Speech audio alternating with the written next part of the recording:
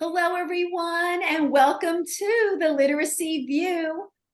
We have a very special guest with us this evening. Some of you will know her. It's the wonderful, fabulous Margie Gillis, the founder of Literacy How.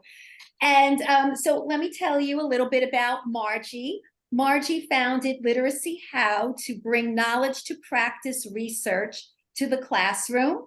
Since it was founded, Literacy How has advanced teaching and learning by helping thousands of educators in hundreds of schools and districts to understand the science of reading and use evidence-based practices to succeed.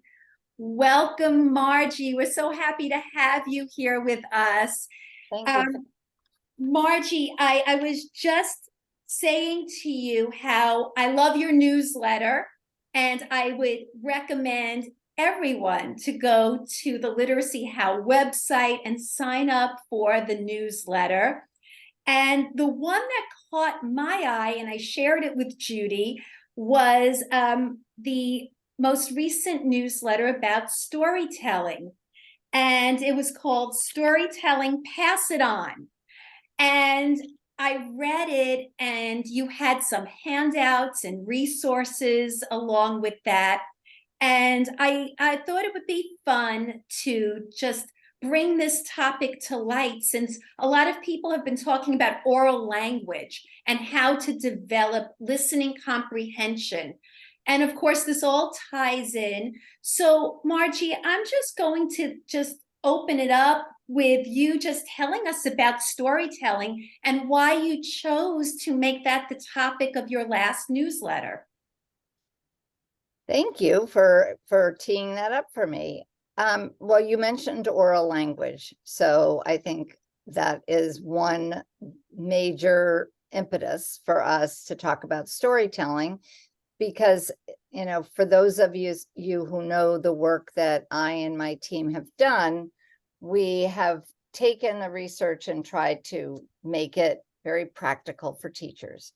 And we have this reading wheel that has the aspects of reading that we know that are very important to teaching teachers about language and reading acquisition. And so we have the 5 big ideas from the National Reading Panel, but at the center, we have oral language. Now, the National Reading Panel never talked about oral language. And we all know that's super important. It's the foundation of learning to read and write. But when it wasn't mentioned, we said, oh dear, we have to call it out. And so it's at the core. We talk about oral language at the core. It's the foundation. And we really help teachers understand, and families too, not just teachers, but parents too, families, why it's so important for children to be immersed in language from birth, right? We may not see them until they get to us in kindergarten, but if we have an impact on young children and have opportunities to talk to families, we talk about oral language at the heart, at the core. And so when you think about that, how do little kids advance their language? They advance their language through listening, through speaking, as members of a family, extended family. And part of that is through storytelling, really. And there's lots of different aspects of storytelling, which I'm sure I'll talk about and elaborate on. But that really was the driver in getting us to think about stories and where they fit in. I will also say, and this is something I'll elaborate on too with your help and your questions, but one of my the most important mentors for me in my career has been Marianne Wolf. And Marianne Wolf, as some of you know, talk about the deep reading brain. And so in the deep reading brain, we really have this very special place for narrative and story. And so that was an opportunity for us to weave that into where does that fit into the big picture of ensuring that our children have reading and writing proficiency, but it really starts at the oral language level. Wow, you said so many interesting things, and it makes me think about what's actually going on in schools now and how that gets translated into practice, right? We know it's important, but how are we bringing this into school? So, Judy, I'm wondering, as far as that language comprehension piece, what does that look like now in schools? And could you see introducing Margie's handout as something that you could use with teachers and parents? So I have to also say, I also watched the latest webinar that you guys released about 2 months ago. And I have to say, it was actually pretty incredible. It was so practical and down to earth. And I think that it covered so many important things. And it started to make me reflect on my own life. Like in the webinar, they spoke about telling personal stories and memoirs and holding on to memories and how important that is in knowledge building. And it made me think of my grandfather. My grandfather was a Holocaust survivor, and he never really liked to tell his story because it was a very painful story. But he also knew that it was a very important story. So Steven Spielberg's producers actually came to his house in Coney Island, Brooklyn. Wow. And he never spoke to anybody about his story that much. He kind of maybe protected himself and us, but he actually recorded that story so that that story wouldn't be forgotten. I haven't shown it to my own sons yet. They're 21 and 18. I think I definitely will. But what a beautiful thing to have that story, right? It wasn't a happy story. It was a story of pain and trauma, but that's his story, and it's the story of so many people, and it's history, right? Bad or good, it's still a very important story. So I think that, stories, whether they're real or not real, as the webinar talked about also, are so important. And, I'm in classrooms every day, and, curriculum is changing now and laws are changing and so forth. And I really do hope that as everything's changing, we still do devote time to storytelling. Read alouds is one thing, but being able to just share fun stories about experiences and our lives and so forth is so important, because I think storytelling develops so many of those literacy pillars that are so important when you think about it, right? It helps with phrasing and fluency. It shows how our voice changes when we feel different emotions. I also think that storytelling is such a big part of also having kids learn what a sentence sounds like or what a phrase sounds like. And very often, unfortunately, though, still when I walk into classrooms, sometimes I'll hear teachers asking questions and kids will be responding in one word. And I think that's such a missed opportunity to show how to respond in a complete sentence. So it's funny that this is the topic we're talking about today, because it really relates to a lot of things that we see in the classrooms. And I hope that it's still prioritized, because I see, so many things are coming down the pipeline. I see good things, not perfect things. And I hope we could talk to Margie a little bit more about curriculums that are coming out and what that looks like. I know Margie's in Connecticut. I live in Connecticut, work in New York, but, teachers are really structured in their timing of, trying to cover all those pieces. And I hope that with those time constraints and teachers trying to fill those pieces, that oral language is still given the attention and love that it deserves, because it is such a critical part of the literacy, pie. Yes.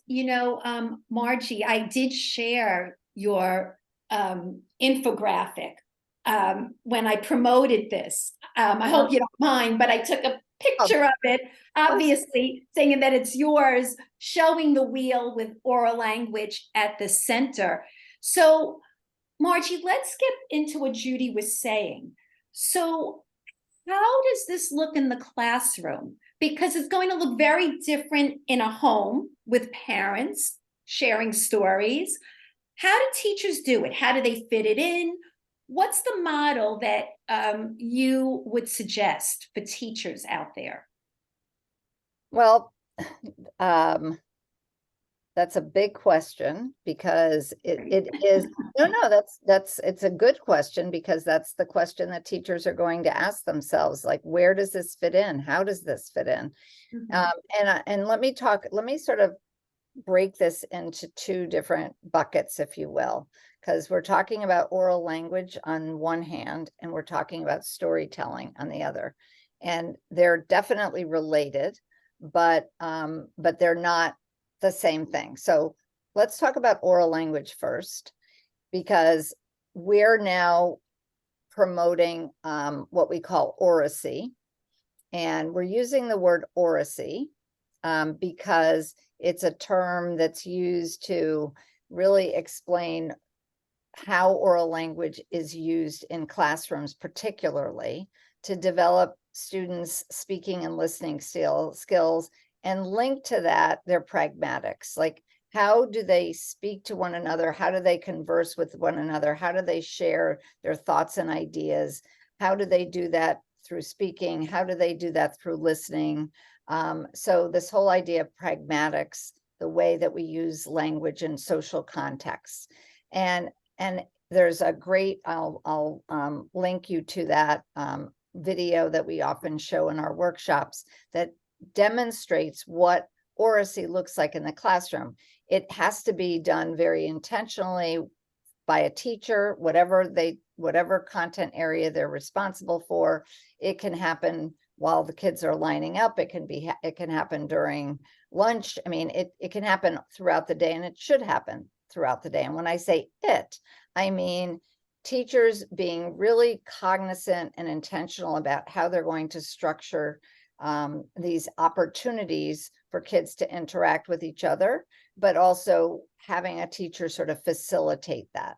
And there's a lot of components to it, like discussion guidelines. What are the guidelines that teachers would post in their classrooms that are sort of like what we might have called long ago the rules of the classroom? But these classrooms pertain specifically to how do we have a conversation discussion that honors and includes everyone, that gives them opportunities to express their feelings, provides scaffolding, like we hear a lot about sentence stems or sentence starters. Judy, you mentioned the importance of answering a question in a complete sentence or speaking in complete sentences. For our multilingual language learners, we need to provide scaffolds for them so that they can answer the question we ask by giving them the sentence stem, and then they give their opinion or their thought.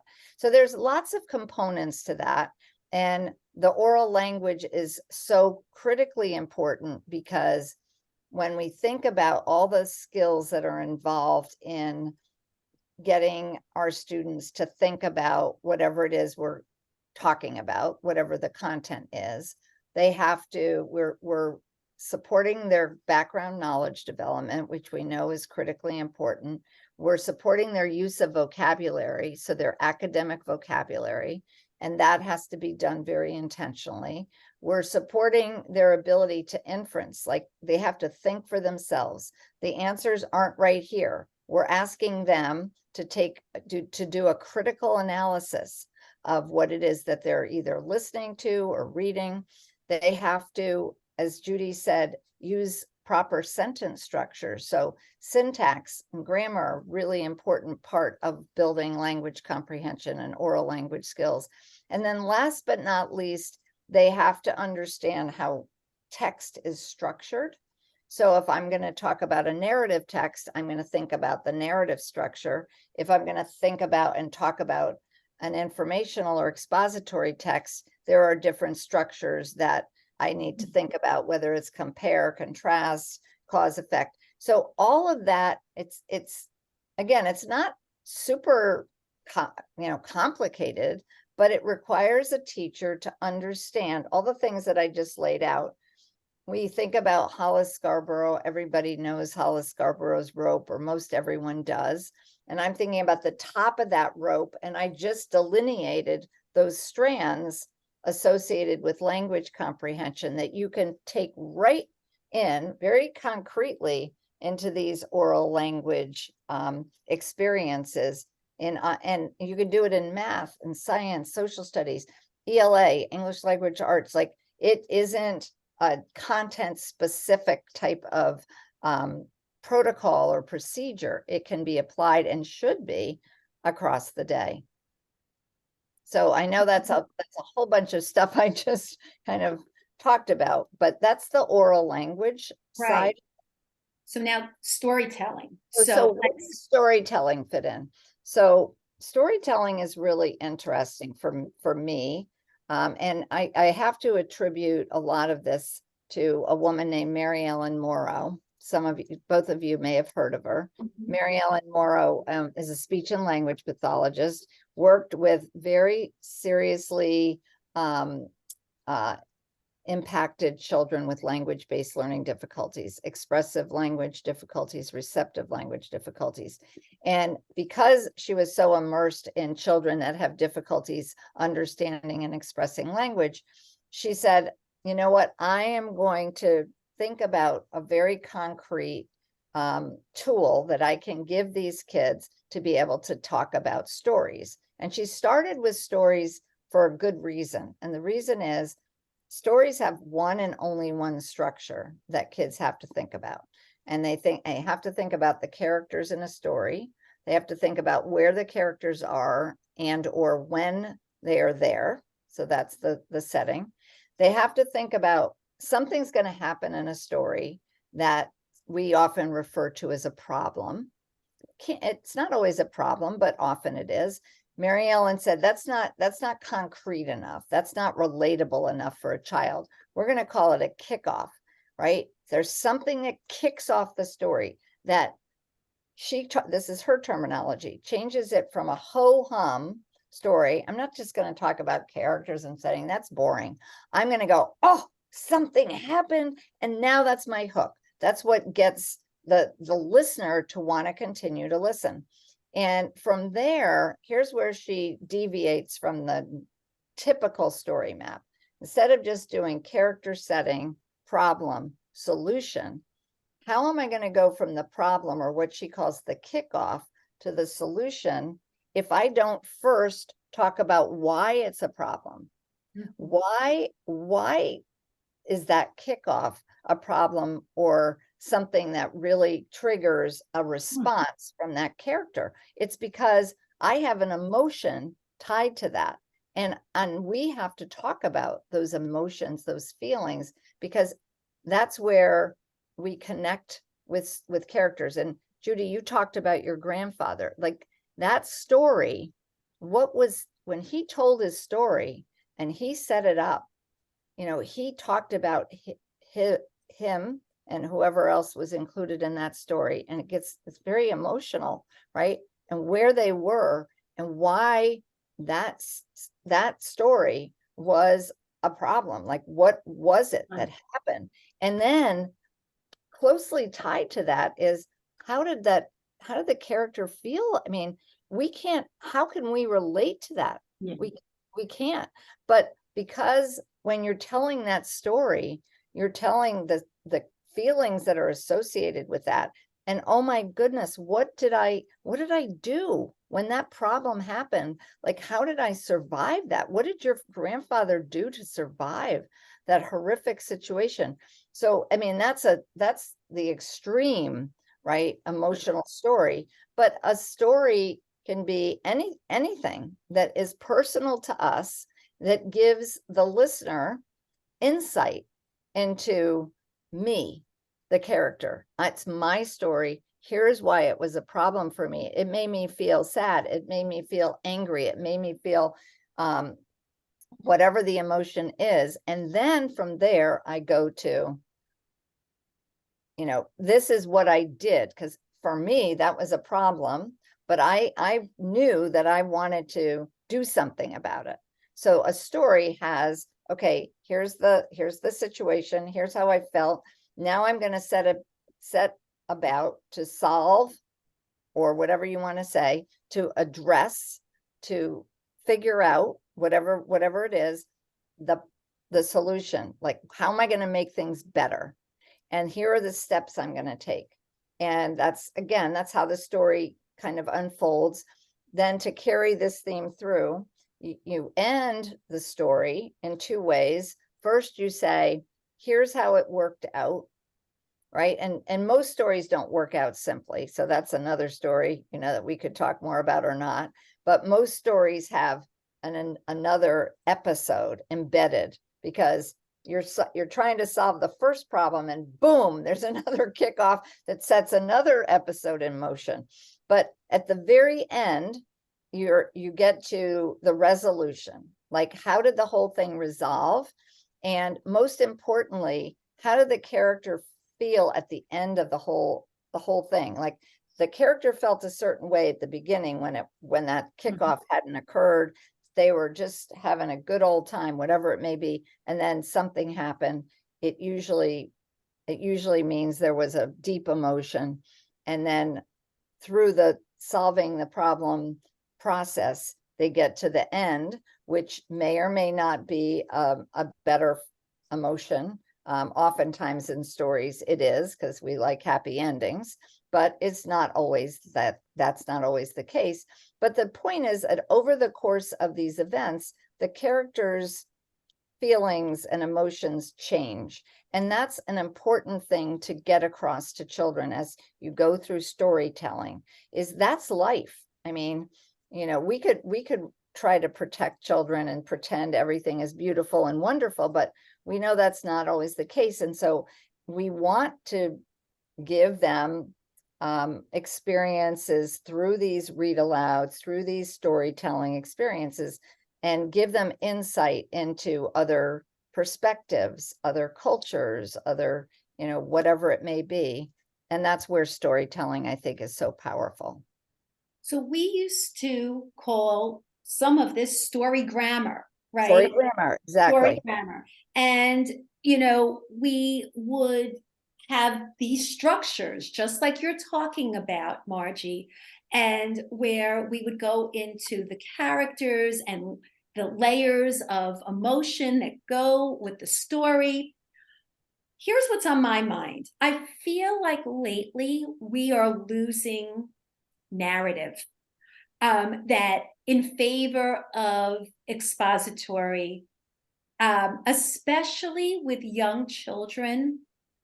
And I feel a lot of attention is being given to nonfiction, and that's okay. And that's important to build content knowledge and vocabulary. But there's great value in stories. And I don't know, I'm going to throw this out to Judy and then circle back to you, Margie. What are you seeing, Judy, in schools now? Do you feel that narrative has been marginalized at all? Stories, storytelling, read alouds, is it fitting into the ELA block? Or are we really devoting way more time to knowledge building, which obviously it's important, but we don't want to lose story? I think that's really important. What are you seeing? So I'm seeing a lot of stuff. So recently I saw kids are still writing a lot of personal narratives. I still see that a lot in the field. I see that a lot, all the time, actually. So that's that. I also remember when I was teaching in the classroom a while back, kids had a really hard time doing what Margie was just talking about, like really getting into that emotion. So many kids, in my experience, would write these details, and they were like details that didn't really add anything to the story.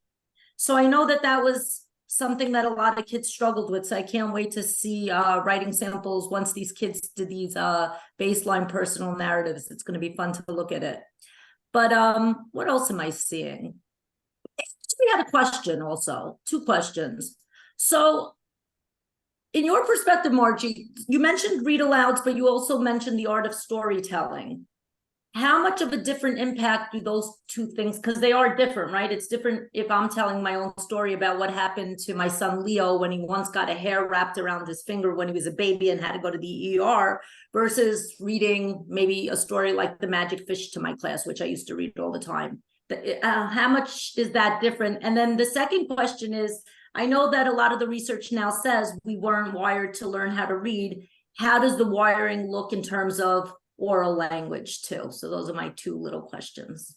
With I don't know. storytelling, you mean with storytelling, like With wired. storytelling and also oral language, you know, how natural is the speaking process for a human? Hmm. Like- Well, we know that the brain is wired to learn to speak, right? So that is clearly demonstrated, but there's a big caveat to that, and that is you have to be immersed in language to learn language. Right. So, and that's an assumption, right? Because we know from spending time with children, and I've spent a lot of time with young children, my own, my grandchildren, and then being in preschool settings, right? Is there's a real range in terms of what children have been exposed to. We know the Hart and Risley study, there's more recent studies that have really replicated those findings to say that what children have been exposed to in terms of quantity and quality, not just the number of words, but the type of words that they're listening to, and the sentence structure, like you referred to earlier, Judy, that absolutely contributes to their readiness for learning to read and write. And so, yes, they're going to acquire the language if they have exposure to it, and the more exposure, the more capable they will be of being able to remember stories, being able to ultimately express what they're hearing, use those vocabulary words. Inference is another piece. Like, inference is huge. And so if a parent, a family member, caregiver is interacting with a child and asking questions, right, about, oh, why did that boat sink in the bathtub? What do you think happened? Like, even for a 3-year-old, you can ask questions that require an inference. Like, their inferencing is going to improve because you've done that. And so I guess, yes, it's natural to develop the language, and reading doesn't occur naturally. We have to rewire the brain. Right. And use Right. those areas of the language hemisphere to develop the neurocircuitry. Yes, we know that, but I think it's important to say that we can't overemphasize the role that oral language plays in those early years. So that's one thing I think you asked about. The other thing you asked about is, did I answer that question? Yeah, that one was great. And I like that example that you just gave of how, you know, everybody thinks inferencing is, you know, such a high level thing. And of course it is kind of not natural to everybody. But the fact that you mentioned you can start doing that with a 3-year-old or a 4-year-old, that's a pretty awesome concept. The other one was about read alouds versus Telling stories. storytelling. Yeah, I mean, most of the read alouds that I see, and I encourage, quite honestly, in young children's classrooms, starting in preschool, because we work in a lot of preschools. And you mentioned dialogic reading, because that's just such a great way to have this conversation while you're reading, instead of reading the book straight through, right? We're going to have a conversation. We're going to stop and think, oh my gosh, why do you think Goldilocks did that? Why did she break into the Three Bears house? Like, that seems odd. Like, whatever those conversations are. But so that I think you want to get across as you're reading these stories is that we're telling a story. So one way you can kind of connect the two is by asking the child to retell the story. Like, okay, we just heard this story about Goldilocks and the Three Bears. And of course, we know that this is a great assessment, right? An informal, not a standardized assessment. But if you want to know if a child comprehended the story that you just read to them, you ask them to tell about it. What do you remember about the story? And like you said, Faith, the story grammar with the icons helps the child that has difficulty with, it's a scaffold for them. So hold on to this part and say, oh, Goldilocks was a little girl who was walking through the woods one day. She was super hungry and she smelled something delicious. It made her even hungrier. Like, really get them to understand how you're going to elaborate about the character, because that character is going to be the thread that we carry through when we retell the story about Goldilocks and the Three Bears.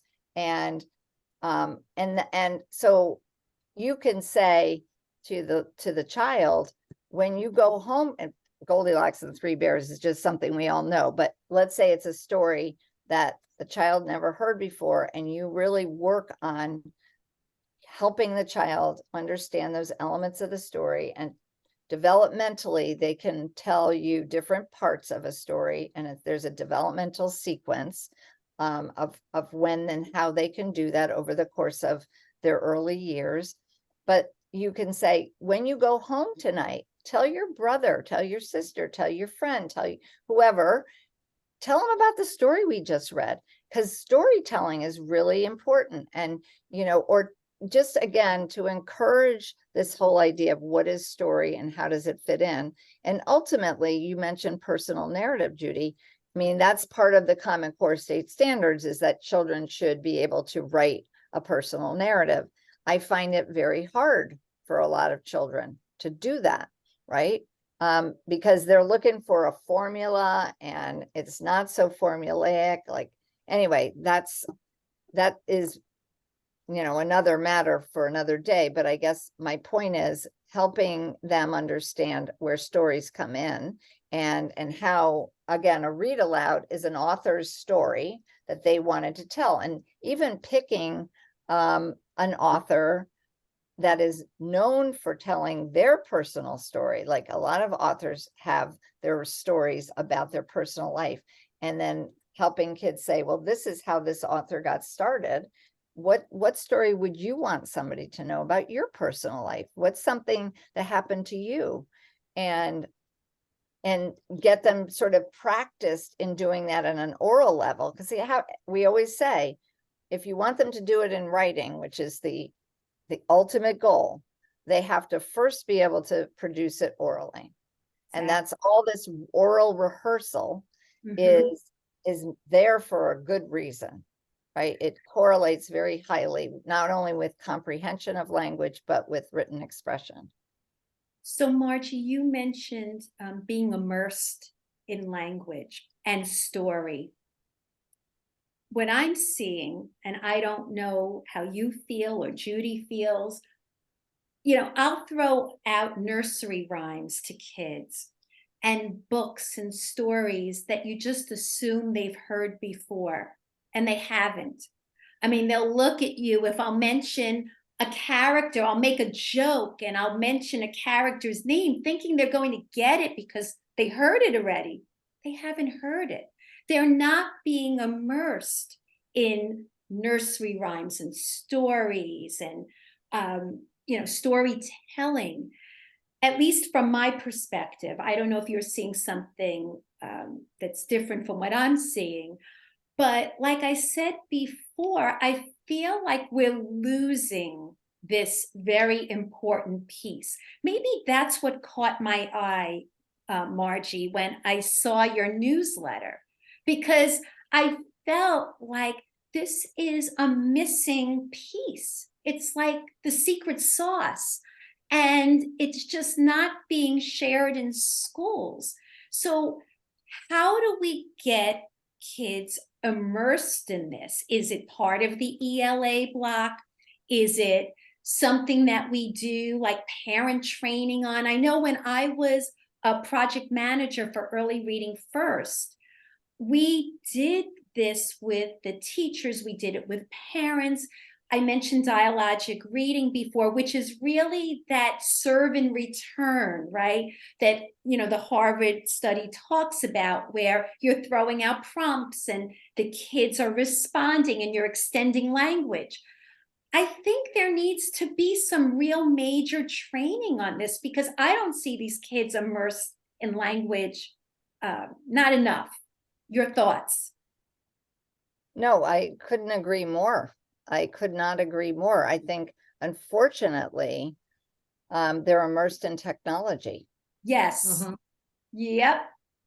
So if you're immersed in technology, and, we all get it, we understand, if a parent, a caregiver has a lot of things on their plate, it's so easy to hand the phone to the child, and we've all seen it in restaurants and, in any number of venues, and it hurts me. It Me hurts me too. to see it, because you can't learn pragmatics through technology, and children are lacking those skills.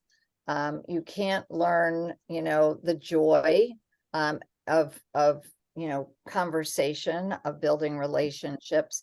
And there's interesting research about even the stories. A lot, what I see, and again, it makes me very sad, is early childhood educators putting on the smart boards the read aloud. So they go to the YouTube channel, they pull up a story being read over the, YouTube, and they figure that's great, it's entertaining. The person reading the story could be the author, oftentimes they're actors and actresses, whatever, and they're reading the story with great, intonation, and they make the story come alive, and they're doing it way better than we are. So why not? But guess what? They've done research with fMRIs, and they've seen less activation in the child's brains when they're watching a video, because it's flat. Right. You can't pick up affect. You can't teach body language and all the things that we know matter. So I think we have to really think about that when we do professional development for teachers, and including early childhood educators who unfortunately don't get a lot of good professional development. I think this is a message, and whenever I talk to families, I say it loud and clear. Please, please, interact with your child, face to face, talk to them. If I also am very sensitive to giving this message to parents, and this is again where storytelling comes into play. If you are not literate, yourself, can you still have an impact? And we all know absolutely you can. And one of the best things you can do is tell your stories. You don't have to have the book to tell the story. You tell your story. And children love hearing your story. They want to hear it. They want to hear the story over and over and over again. And you put in new twists. Oh, here's the next episode. That last episode, I didn't tell you what happened this, and now I'm going to tell you the second chapter of this adventure that happened to me. And you have, I think you have to teach the art of storytelling. I think it helps to explain like this narrative structure that that you all, is called story grammar. We don't have to call it that for families, but here are the things, the elements that are really important to talk about, and why. Like, I think we have to really drive home this idea of building empathy. In fact, I earmarked a quote from Marianne Wolf's Reader Come Home, which, is one of my all-time favorite books. And she writes, because I mentioned deep reading. She Yes. said, deep reading is always about connection, connecting what we know to what we read to what we feel to what we think, and how we think to how we live out our lives in a connected world. Like, that is a mouthful when you think about that whole idea of connection, and how all of those pieces that she enumerates, right? What we know, what we read, what we feel, what we think, and how we live out our lives. Like, if we were doing that more substantively as a culture, right, and really relating to one another in these ways, we would be in a whole different place right now. But the substitute would be this deep reading. Like Marianne Wolf talks about, why it's so important that we read books versus print, I mean, sorry, versus digital reading, like print, really feeling the book. You know, you see my underline, my annotate, like you can't do that with a digital copy. Now there's a place for that, of course, but the point I think she makes over and over again is we have to keep fighting for getting our kids incentivized to read. And again, I think that we do that starting with the young children with oral language, and then saying, we're going to tell our story, and then we're going to write our story, and we're going to read a really interesting story, and finding out what they're interested in reading. Like motivation is super important. So what excites them, what interests them, and pulling that in, so that there's ways to ensure that we grab them. And once, we all know this, I'm sure you both are avid readers as I am. Once you become a reader, you're like hooked. You Yes. just, you can't get enough of it because it's so exciting. You know, you go places that you can't go otherwise.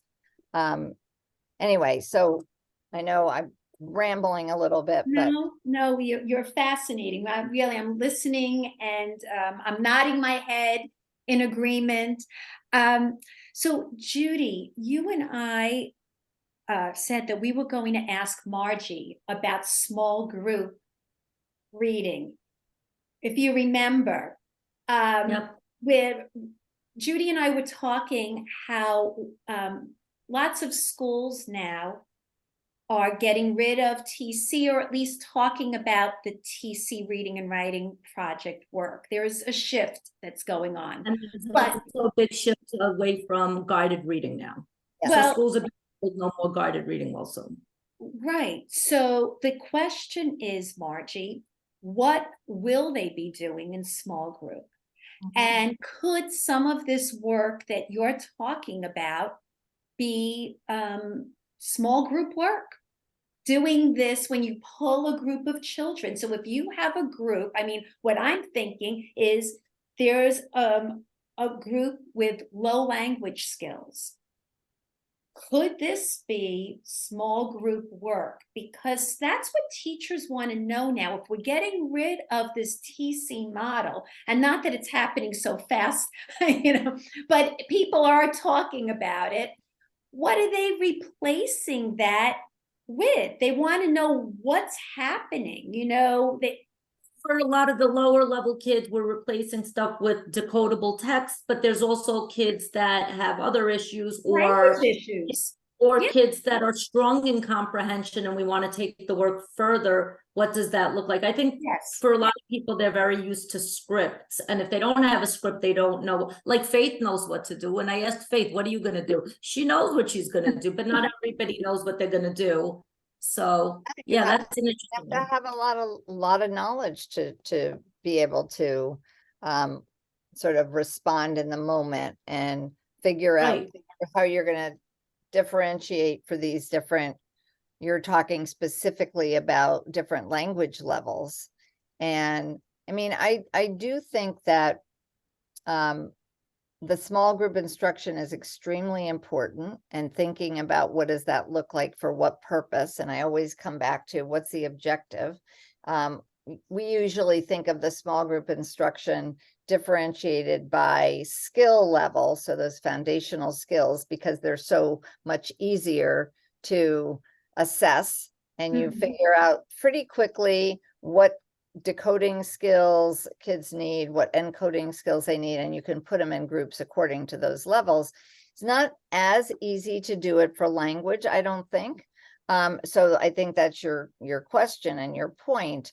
I think that one of the ways that I've seen it done effectively is, let's say you have, going back to the read aloud, since that's something we've talked a lot about this evening, and you're reading a story to the whole class, and you want the kids to do something, after they've done the read aloud, after you've had these dialogic reading, etc. I think the follow-up for something like that could be in a small group, and you specifically talked about the kids that have limited expressive language skills, and bringing them into a group and thinking about what that follow-up would look like as compared to a group that could potentially write the next chapter of the story, or complete a more robust kind of follow-up activity based on what you just talked about, or fill out a graphic organizer with the elements of the story. And so there's different things that I think you can do based on the language levels of the student, where you would probably want the teacher to push into the small group that has the children that really need explicit instruction, and somebody modeling the language and making sure that the kids are practicing those language skills with a model and opportunities to practice. Whereas, you know, the students that have more advanced skills wouldn't necessarily need that same level of scaffolding or facilitation. So, I mean, that's one thing that comes to mind. Can I jump in? Sure, please do. All right, so something came to my mind. So oral language is very important, and I'm seeing with a lot of the new curriculums that are rolling out, a lot of the tasks after, you know, the lesson are oral discussions. But I know that a lot of principals in general, you know, citywide, statewide, countrywide, like artifacts. So, because they want to see tangible proof.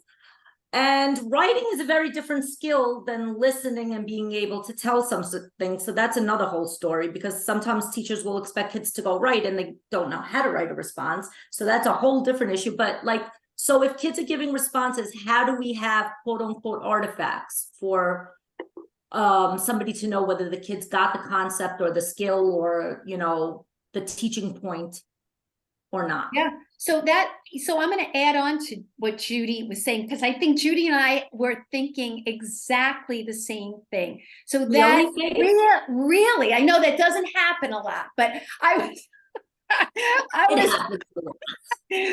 I'm putting bullshit on you, Faith. All right, I got the BS button. So, but Margie didn't, you did. So I was thinking about assessing oral language. So like Judy mentioned, artifacts. In schools, they want hard evidence for everything. They want a record of something. So how do you do this? A checklist, right? Like, so, you know, I know you mentioned an informal assessment could be retell, and I completely agree with you with the retell. You know, we had an episode about this with Dibbles, and how some people don't do the retell portion of this, and how important retell is. And again, that's another story. But jumping on what Judy said with artifacts, assessing, proof, could you elaborate on that, Margie? Yeah, I mean, I think it's hard to do. So that's what you're kind of, that's what you're speaking to. And Yes. I heartily agree with that. It's really hard to do. It's easy to say we need an artifact, we need some accountability to know that the kids stayed on task during this small group instruction, because that's our progress monitoring. That's how we know, did they get it, you know, and are we ready to go to the next step? I think the thing about language comprehension that distinguishes it from word recognition work is that word recognition skills are constrained skills that are by nature progressive, follow a scope and sequence, right? Yeah. And finite. So you kind of have, if you have a scope and sequence, which we know everyone should, if they're teaching those word recognition, those discrete skills, then you know when they get here, you know, they've mastered this step, they go to this one, this one, this one. It doesn't work that way with comprehension, right? We don't have a scope and sequence for that. So then the question is, how are we going to, what's our benchmark? What's our evidence that they're ready to go to the next step? And the truth of the matter is we don't really have any good tools for that, other than like I said, you can have a graphic organizer. I think that's one way to do it. I think exit tickets where you ask them to respond with just a simple sentence. If they can't do a complete sentence, you give them a sentence stem and they have to finish it. Mhm. Did they get the gist? You know, like it all depends on where they are in their language comprehension understanding and what your goals are for that particular group. Because again, it comes back to what's your objective for this small group. They're multilingual language learners. They have limited experience with English. We're getting them to have a subject and a predicate when they respond to a question. It doesn't have to be elaborated. We're happy if they could just put the who with the do and get the gist of what a sentence has to have in it, that kind of thing. And that is, that hopefully will guide our artifact, whether or not the child is successful with that particular task. And I think you have to, for those students in those groups that really require a lot of explicit instruction, we have to say to them up front, we have to first ourselves as teachers know what the objective is, but we also have to articulate that for the kids. Like, this is what we're going to do now. Here's the follow-up activity. Here's what you're going to do. Here's what, I'm going to look for. What are we doing? Can you explain in your own words what I'm going to be looking for? Like getting them to restate what it is that they're being asked to do. What's the artifact going to look like? And ultimately be critiquing their own work when you kind of collect that artifact and say, tell me about this. In case you're having a hard time interpreting what it is that they said or did. So, and eliciting language from them as they're kind of giving you evidence, presenting evidence for whether or not they were able to carry out the task. I'm just kind of making it up as I go, but that's just what I'm thinking That's about off exactly the what top Faith of and my I do. head. Pardon? That's why we're called the literacy view. There's no BS. We just go off the cuff, whatever. Well, it's on. we all have a lot of background in this, so I'm not completely making it up, but I'm Yeah. trying to imagine, because unfortunately I'm not in the classroom. I spend a lot of time with mentors who spend a lot of time in classrooms, so I'm just sort of channeling them and their experiences in classrooms and my own past experiences. Can I ask another question? I know I've been asking a lot. How do you think in your to an hour, Judy? Just remember, I have to do it. I have to do it. Balanced literacy, oral language and balanced literacy versus SOR. How does it look different? That's a really interesting question. I had to do it. That's it, Faith. That's my final one. I promise. That's it. You're not getting any more. It's an interesting question, because I would think, balanced literacy's predecessor, if you will, was whole language, right? Yeah. And I came into education just prior to whole language coming on the scene. And you would think whole language, right? It's like language is in the title of that, is in the name. Whole, we're talking about language as a whole, right? Holistically. So you would think that oral language would be front and center in that. And I think in whole language, the idea was we're going to immerse children in authentic literature that is rich language, right? And so what did balanced literacy add or delete from that? I think that the whole idea of changing the term, because it's similar, right? Whole language and balanced literacy are not exactly the same, but there's certainly a lot of similarities there, was this idea that we were pitting comprehension and phonics against one another. So we're going to balance it out by bringing the two together. And to be honest with you, I feel like balanced literacy left some of the good things about whole language behind in trying to find the balance between those two. because honestly, I think what was good about whole language was this idea of giving kids exposure to rich language through rich texts, through reading great books to kids and with kids. And not that balanced literacy would say, oh yeah, we believe in that too, but I don't know that the focus was on that. The focus was more on, you know, more of a embedded approach to teaching skills versus very explicit. If you don't call it out and recognize the importance, you're going to leave a lot to chance. And we know what happens when you do that. So I guess here's what I would say. Balanced literacy does not acknowledge the centrality of language and literacy learning. Like, it does not acknowledge that language has a structure, and that structure should inform reading and writing instruction. So that means that teachers have to know the phonology, that they have to know the orthography, they have to know semantics. Like that, to me, was a missing piece. Not that it was in whole language either, it wasn't, but we went even further astray, I think, with balanced literacy. Whereas structured literacy, which is a term I use in lieu of science of reading is a body of research.